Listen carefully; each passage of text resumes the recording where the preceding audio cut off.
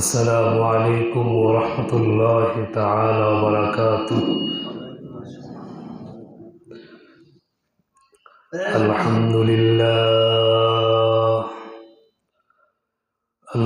لله الذي هدانا للإسلام.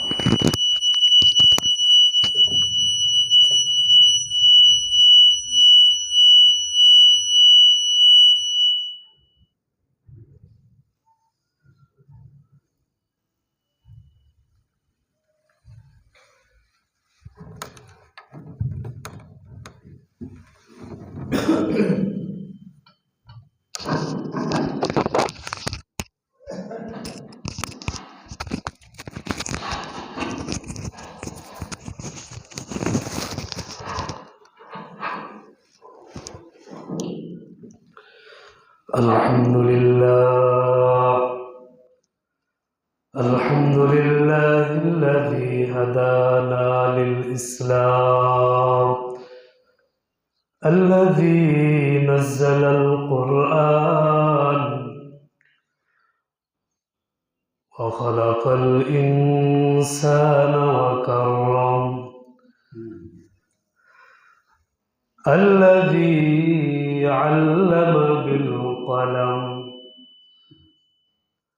ونشهد أن لا إله إلا الله وحده لا شريك له، لا ضد له ولا ند له ولا حد له ولا نظير له. ونشهد أن سيدنا وسندنا وحبيب ربنا وطبيبنا وطبيب قلوبنا ومولانا محمدا عبده ورسوله. أما بعد، فأعوذ بالله من الشيطان الرجيم. بسم الله الرحمن الرحيم. وأقم الصلاة إن الصلاة تنهى عن الفحشاء والمنكر ولذكر الله أكبر والله يعلم ما تصنعون. وعن أنس بن مالك رضي الله تعالى عنه عن النبي صلى الله تعالى عليه وسلم قال: أول ما يحاسب به العبد يوم القيامة الصلاة، فإن صلحت صلح له سائر عمله وإن فسدت فسد سائر عمله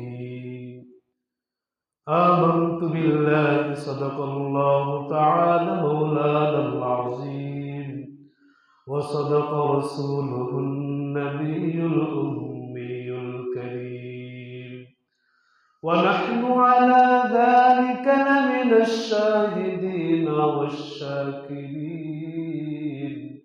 والحمد لله رب العالمين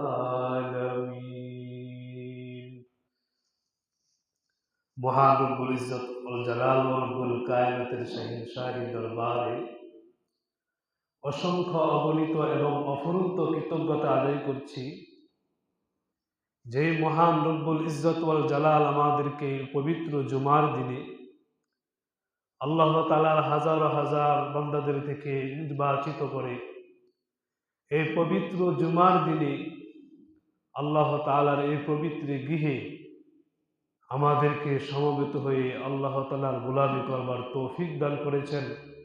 এই জন্য অন্তরস্থল থেকে রব্বে করিমের কৃতজ্ঞতা আদায় করি আলহামদুলিল্লাহ। হাদিস শরীফে এসেছে কুল্লু ইয়াউমিন তুলিয়াত আলাইহিস শামসু খায়রুম মিনাল আইয়ামি ইয়াউমুল জুমআ।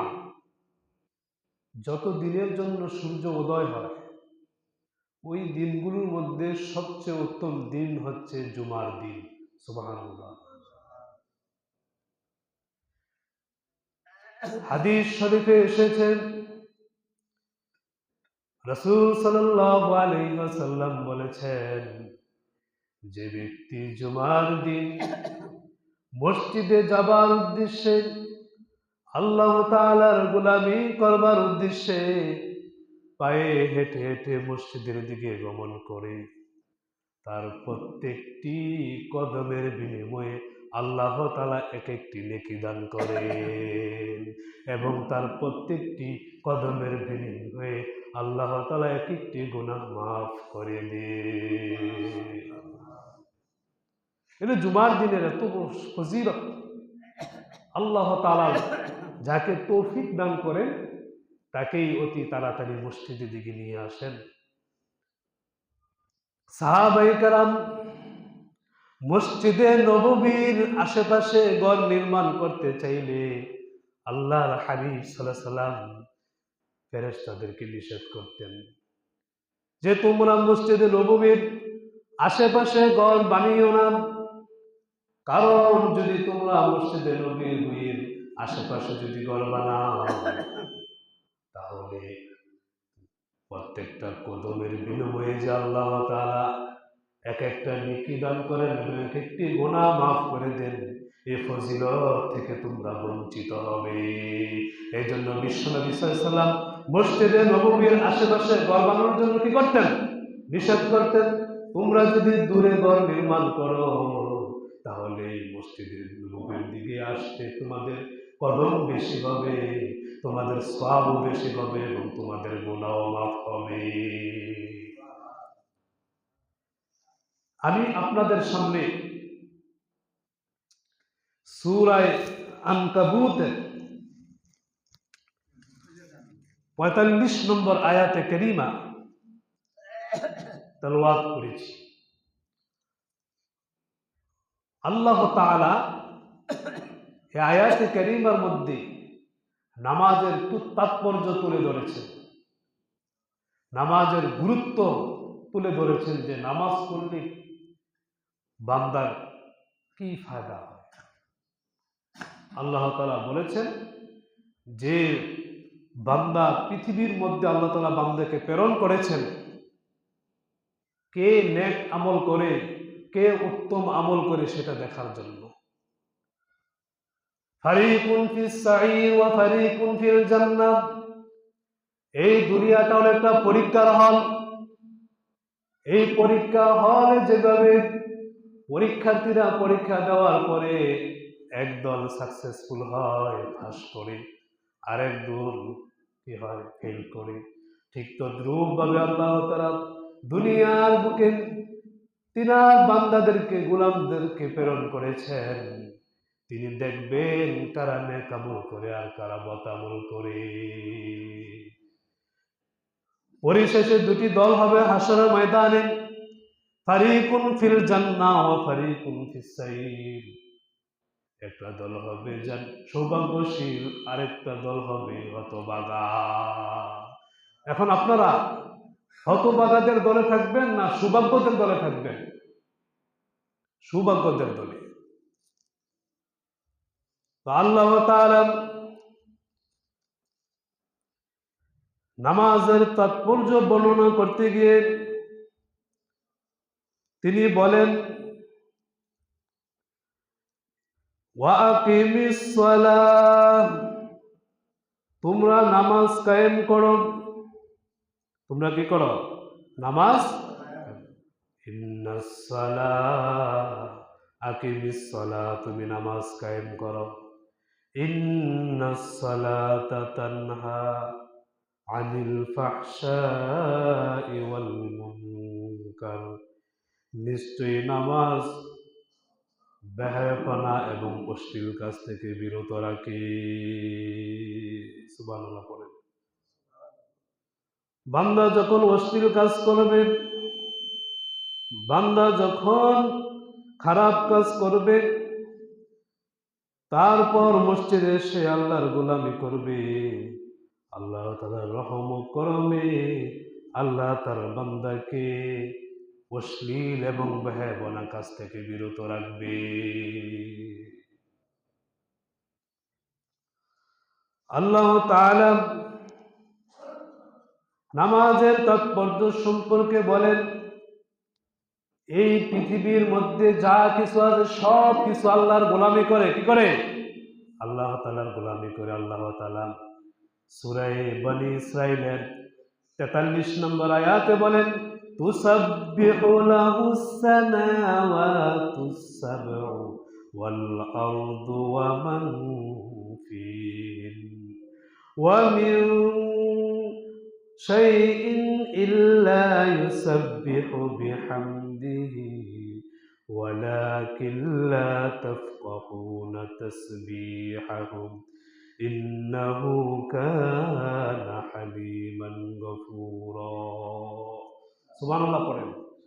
আল্লাহ তাআলা নামাজের তাৎপর্যের ব্যাপারে বলছেন, নামাজ শুধু গোলামি শুধু তোমরাই করো না, তুসাব্বিহু লাহুস সামাওয়াতুস সাবউ ওয়াল আরদ, যে আল্লাহ তাআলার জন্য পবিত্রতা ঘোষণা করে 7 আসমান। সুবহানাল্লাহ পড়েন।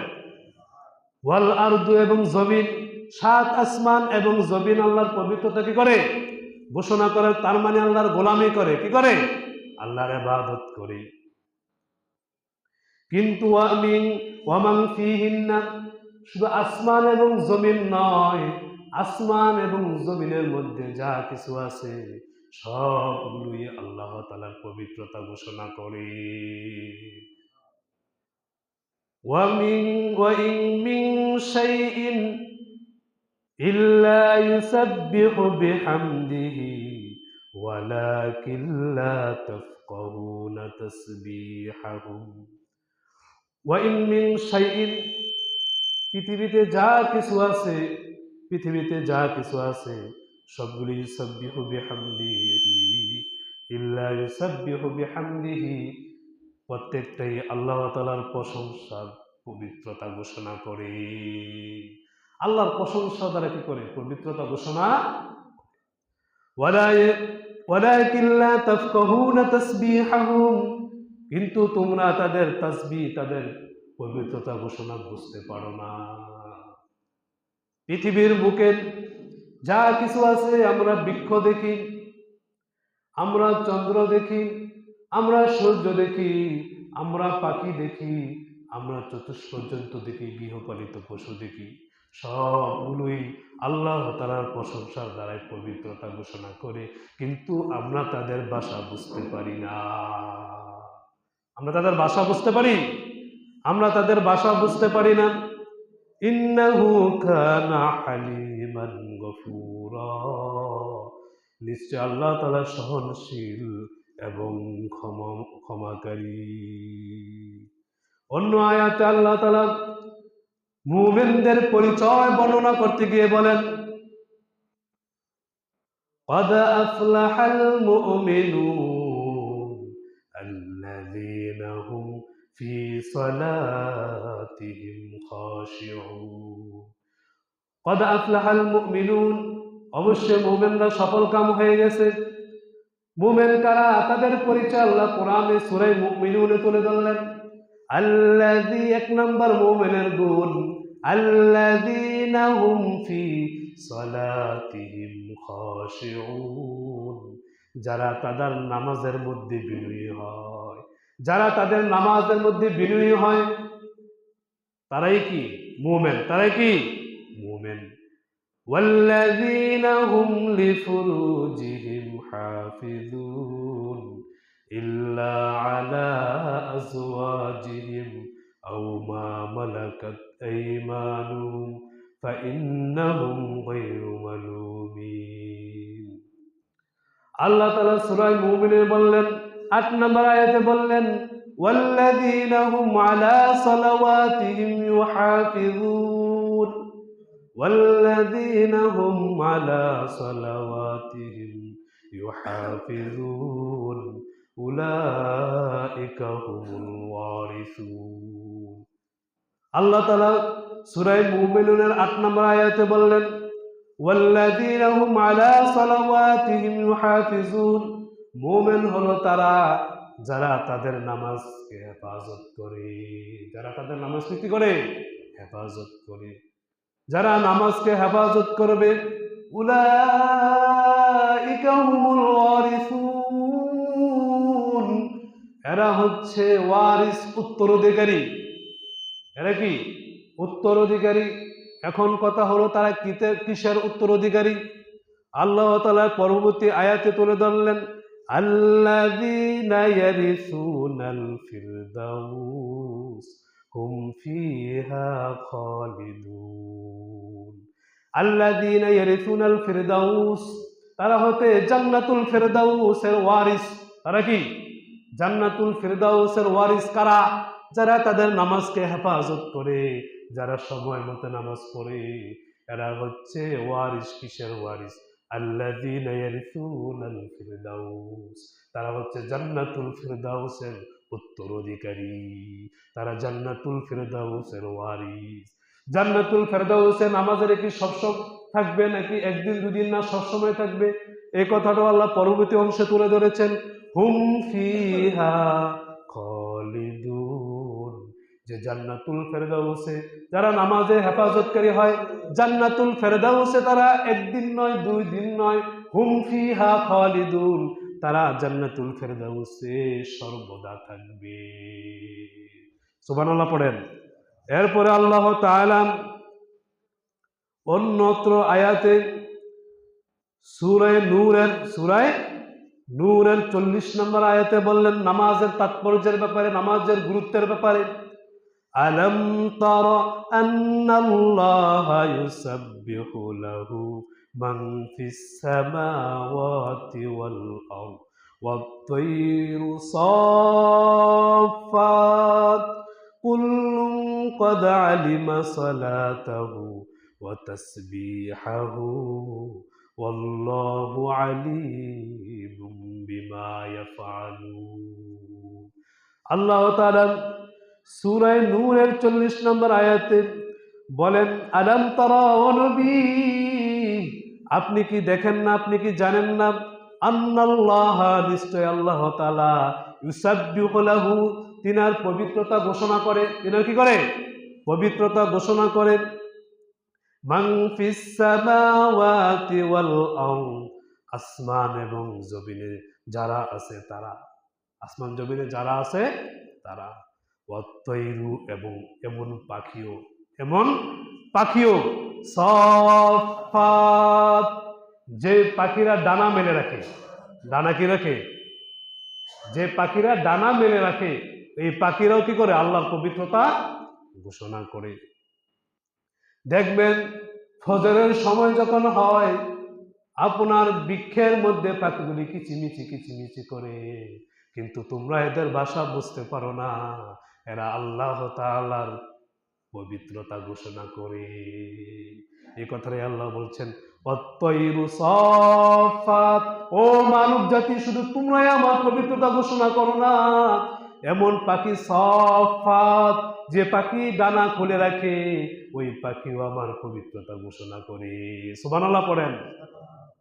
এরপরে আল্লাহ তাআলা বলেন, কুল্লুম ক্বাদ আলিমা সালাতাহু ওয়া তাসবিহা, প্রত্যেকটা প্রাণী ক্বাদ আলিমা সালাতাহু ওয়া তাসবিহাহু, অবশ্যই সে তার নামাজ এবং তাসবিহের পদ্ধতি জেনে নিয়েছে। আল্লাহু আলিমুম বিমা ইয়াফআলুন, আল্লাহ তাআলা অবগত আছেন ওই কর্ম সম্পর্কে যা তোমরা করো। এই আয়াতের ব্যাখ্যা একটু শুনেন। এই আয়াতের মধ্যে আল্লাহ তাআলা বলছেন, আলাম তারা, হে নবী আপনি কি জানেন না, আপনি কি জানেন না, আন্নাল্লাহা ইউসাব্বিহু লাহু মান ফিস সামাওয়াতি ওয়াল আরদ, নিশ্চয়ই আল্লাহ তাআলা তিনার পবিত্রতা ঘোষণা করেন আসমানে এবং জমিনে যা কিছু আছে সকলেই, অত্তয়রু সাফাতিন, এবং এমন পাখি যে পাখি ডানা মেলে রাখে, ডানা মেলে রাখে। কুল্লুম ক্বাদ আলিমা সালাতাহু ওয়া তাসবিহাহু, প্রত্যেকটা প্রাণী তার নামাজ এবং তাসবিহের পদ্ধতি জেনে নিয়েছে। ভাইয়েরা আমার, এই আয়াতের মধ্যে আমরা বুঝতে পারলাম জমিন, আসমান এবং জমিনের মধ্যে যে প্রাণী আছে, মানুষ হোক জিন হোক, যে প্রাণীরা আছে, এরাই কি করে আল্লাহর তাসবিহ, আল্লাহর পবিত্রতা ঘোষণা করে, আল্লাহর গোলামি করে, আল্লাহর গোলামি করে। কিন্তু আল্লাহর পাখির কথা কেন বললেন?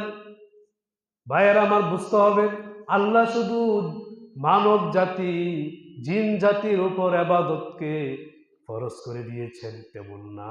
আল্লাহ তাআলা যতটা মাখলুক পৃথিবীর মধ্যে সৃষ্টি করেছেন, প্রত্যেকটা মাখলুকের উপরে আল্লাহ তাআলা তার গোলামি করাকে অবধারিত করে দিয়েছেন। সুবহানাল্লাহ পড়েন।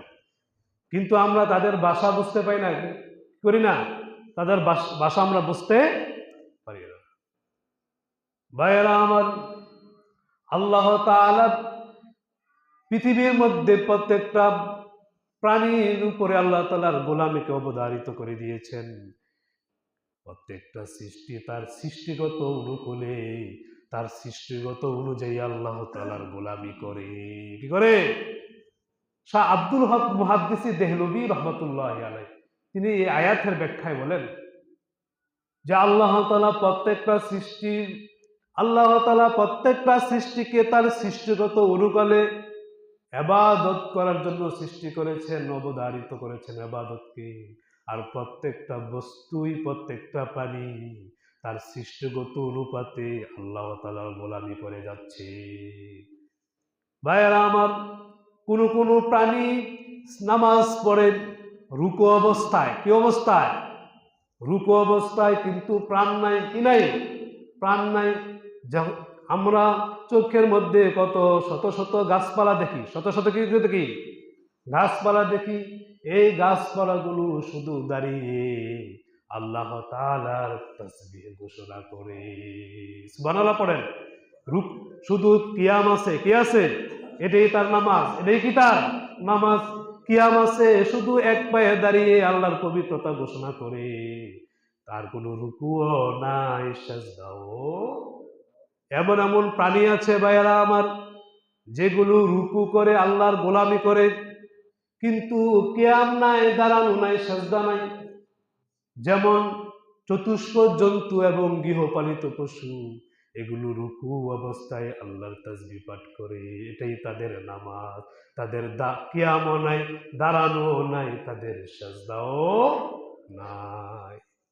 এমন এমন প্রাণী আছে ভাইয়েরা আমার, যেগুলো শুধু সিজদা দিয়ে আল্লাহর সালাত কায়েম করে, আল্লাহর গোলামি করে, তাদের কিয়ামও নাই এবং রুকুও নাই। যেমন সাপ বিচ্ছু এবং কীট পতঙ্গ। কি?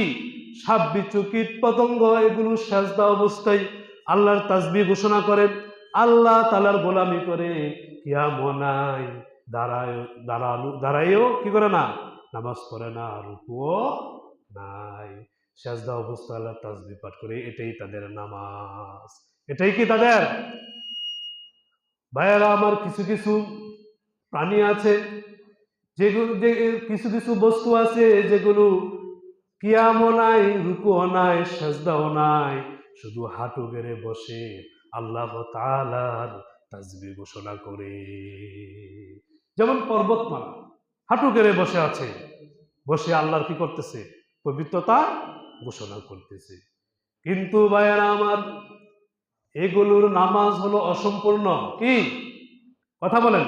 এগুলোর নামাজ হলো অসম্পূর্ণ, কারণ কোনো কোনো কোনো বস্তুর নামাজের মধ্যে কিয়াম আছে, রুকু নাই।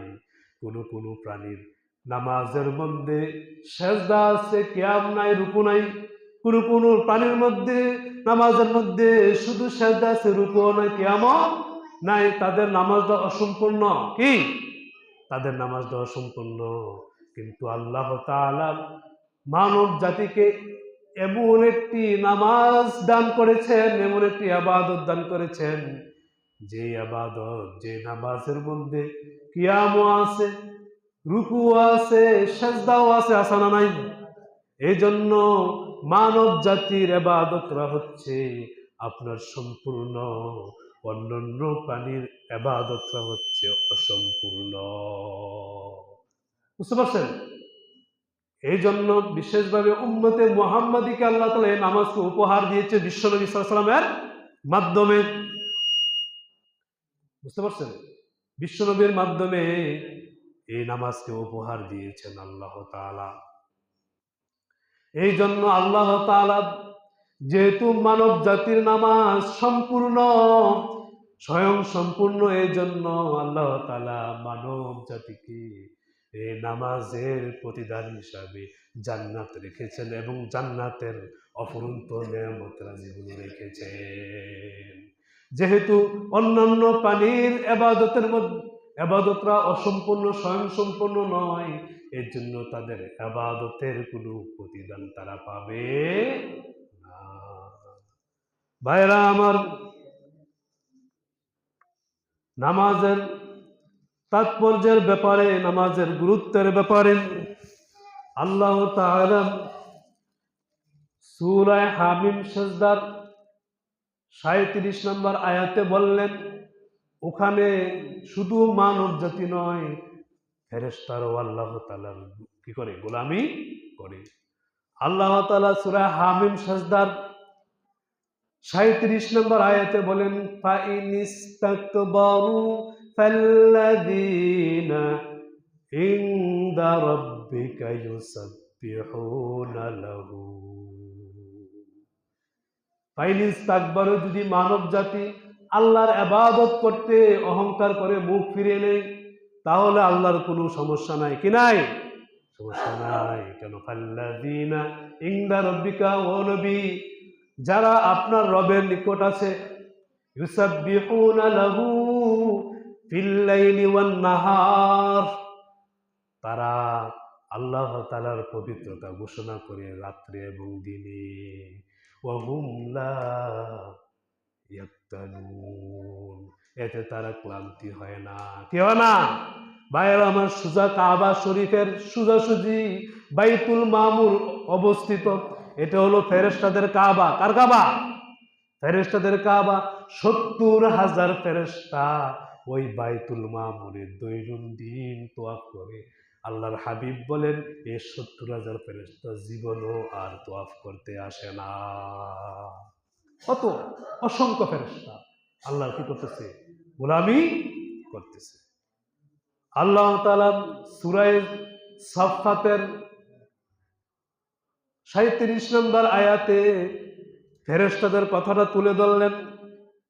ফেরেশতারা বলেন, ইন্না লানাহনুস সাফুন, নিশ্চয়ই অবশ্যই আমরা কাতারবদ্ধ হয়ে দাঁড়িয়ে আল্লাহর গোলামি করি। সুবহানাল্লাহ পড়েন। তাহলে সব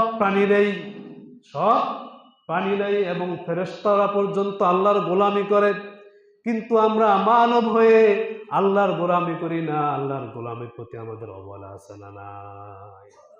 অবশ্যই কি আছে? অবহেলা আছে।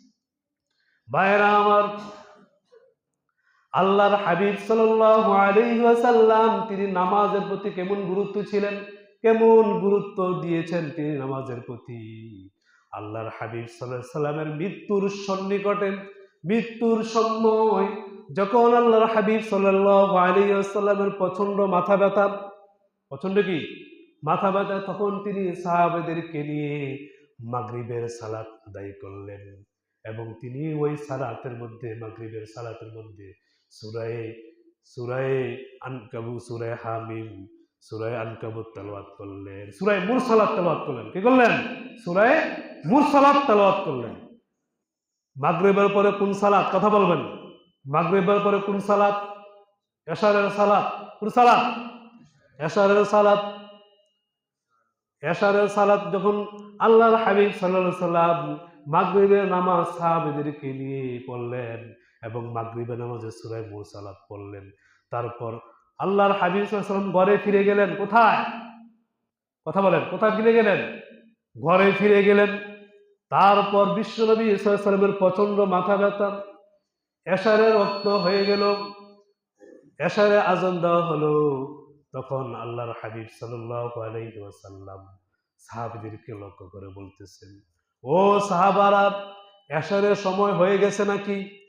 তখন সাহাবারা বলল, ইয়া রাসূলুল্লাহ, হ্যাঁ হয়ে গেছে, তো লোকজন আপনার অপেক্ষায় আছে।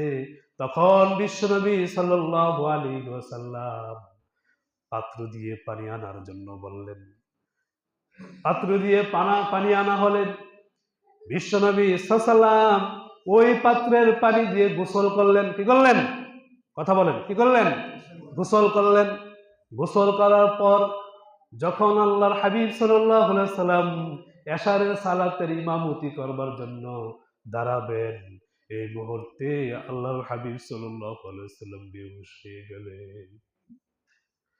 যখন বিশ্বনবী সাল্লাল্লাহু আলাইহি ওয়াসাল্লামের জ্ঞান ফিরে আসলো, তখন তিনি জিজ্ঞাসা করলেন, লোকজন কি এশারা সালাত পড়ে ফেলছেন?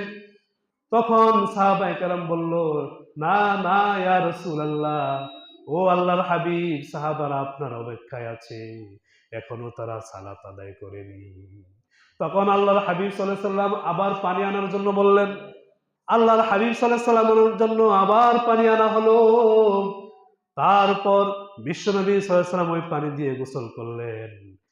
গোসল করার পর যখন তিনি নামাজ পড়ানোর উদ্দেশ্যে আবার দাঁড়ালেন, তখন তিনি আবার বেহুশ হয়ে গেলেন। আবার কি হয়ে গেলেন? বেহুশ হয়ে গেলেন।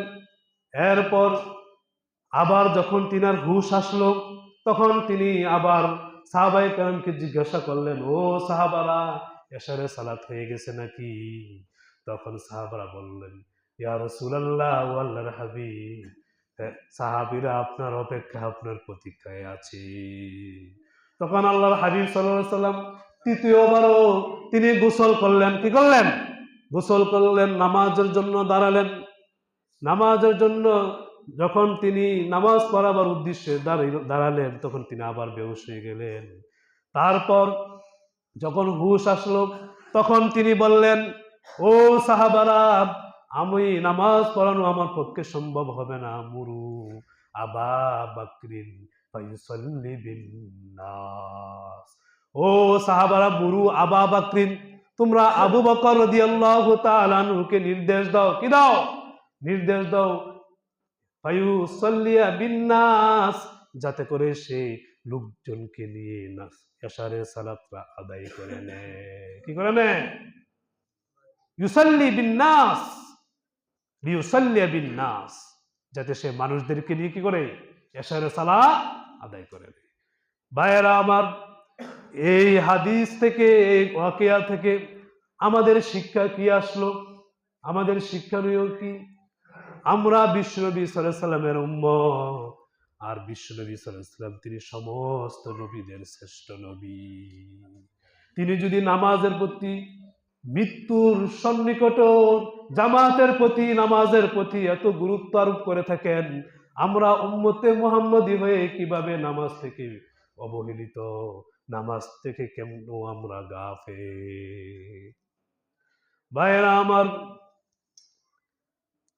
আসলাফদের দিকে আমরা তাকাই, রাসূলুল্লাহ সাল্লাল্লাহু আলাইহি সাল্লামের হালাত তো বললামই। রাসূলুল্লাহ সাল্লাল্লাহু আলাইহি ওয়াসাল্লাম এবং সাহাবায়ে কেরাম রাসূলুল্লাহ সাল্লাল্লাহু আলাইহি সাল্লাম এবং সাহাবায়ে কেরামের জমানায় একমাত্র যারা কাফের, একমাত্র কি, আমার সাথে কথা বলবেন, যারা একমাত্র কাফের, তারা একমাত্র কি করতো না, নামাজ আদায় করতো না। না হয় প্রকাশ্যে প্রত্যেক মুমিনই নামাজ আদায় করত। সুবহানাল্লাহ পড়েন। সাহাবায়ে কেরামের জমানার মধ্যে যদি কেউ নামাজ না পড়তো তাকে কাফের মনে করা হতো। কেন কাফের মনে করা হতো? কারণ বিশ্বনবী সাল্লাল্লাহু আলাইহি ওয়াসাল্লামের জমানায় একমাত্র কাফেররাই নামাজ পড়তো না, মুমিনরা নামাজ আদায় করত। সুবহানাল্লাহ পড়েন। মুমিনরা নামাজের প্রতি অত্যাধিক গুরুত্ব আরোপ করত। ভাইয়ের আমার, যারা মুনাফিক ছিল, কি ছিল, যারা মুনাফিক ছিল এরাও নামাজ আদায় করত, নামাজ ছাড়তো না। কারণ নামাজ ছাড়লে তাদেরকেও কাফের মনে করা হতো। সাহাবায়ে কেরামের জগতে কেউ নামাজ ছাড়া ছিল না। কেউ যদি নামাজ না পড়ে তাকে কি মনে করা হতো বলেন? কাফের। কাফেরে তো নামাজ পড়ে না। এত গুরুত্ব ছিল সাহাবায়ে কেরাম এবং রাসূলুল্লাহ সাল্লাল্লাহু আলাইহি ওয়াসাল্লামের নামাজের প্রতি এত গুরুত্ব ছিল। কিন্তু আমরা নামাজ থেকে অবহেলিত, আমরা নামাজ থেকে গাফেল। চিরতরের জন্য চক্ষু যখন বন্ধ হয়ে যাবে ভাইয়েরা আমার, তখন বুঝে আসবে যে প্রত্যেকটা জীবনের প্রত্যেকটা মিনিট, প্রত্যেকটা সেকেন্ডের কি মূল্যবান ছিল। হাসর ময়দানে প্রত্যেকটা নেকি কতটা মূল্যবান তখন বুঝে আসবে। কিন্তু তখন বুঝে আসলে কোনো ফায়দা হবে? ভাইয়েরা আমার, সাহাবায়ে কেরামের পরে হলো তাবিঈন, তারপরে তাবে তাবিঈন, এরপর হচ্ছে আইম্মায়ে মুজতাহিদিন, এরপর হচ্ছে আমাদের সালাফগণ, পূর্ববর্তী অনুসারীগণ। এরা নামাজের প্রতি খুব গুরুত্ব আরোপ ছিল। নামাজের প্রতি তাদের খুব গুরুত্ব ছিল। কি ছিল? গুরুত্ব ছিল। ভাইয়েরা আমার, আসলাফদের জীবনের দিকে আমরা তাকাই, তারা নামাজের প্রতি কেমন গুরুত্ব আরোপ ছিল। ভাইয়েরা আমার, বিশিষ্ট তাবী হযরত হাসান বসরি রহমাতুল্লাহি আলাইহি, নাম শুনছেন না? আমরা কথা বলেন না কেন? ওনার নাম শুনিনি? হযরত হাসান বসরি রহমাতুল্লাহি আলাইহি, নামাজের প্রতি তিনার কেমন গুরুত্ব ছিল একটু মনোযোগ সহকারে শ্রবণ করেন। তামবিহুল গাফিলিন কিতাবে ওয়াকিয়া এনেছেন, হযরত হাসান বসরি রহমাতুল্লাহি আলাইহি যখন তিনি ওযু করতে যেতেন, তিনার চেহারা বিবর্ণ হয়ে যেত। চেহারা কি হয়ে যেত? বিবর্ণ হয়ে যেত, পরিবর্তন হয়ে যেত। ভয়ে, কিসে? লোকজন জিজ্ঞাসা করলো, হযরত আপনি কেন ওযু করতে গেলে আপনার চেহারা বিবর্ণ হয়ে যায়? তখন হাসান বসরি রহমাতুল্লাহি আলাইহি বললেন, আমি পরাক্রমশালী বাদশার সামনে হাজিরা দেব। আমি এই মুহূর্তে পরাক্রমশালী বাদশাহ আল্লাহ তাআলার সামনে দাঁড়াবো। এই বয়ে ওযু করার সময় আমার চেহারা পরিবর্তন হয়ে যায়। এত গুরুত্ব। তারপর ওযু করে যখন তিনি মসজিদের দরজার সামনে এসে তিনি আসমানের দিকে তাকিয়ে একটা বাক্য বলতেন। কি বলতেন? একটা বাক্য বলতেন। বাক্যটা হচ্ছে আল্লাহুম্মা, হে আল্লাহ, বিবাবিক, আপনার সামনে আপনার বান্দা হাজির।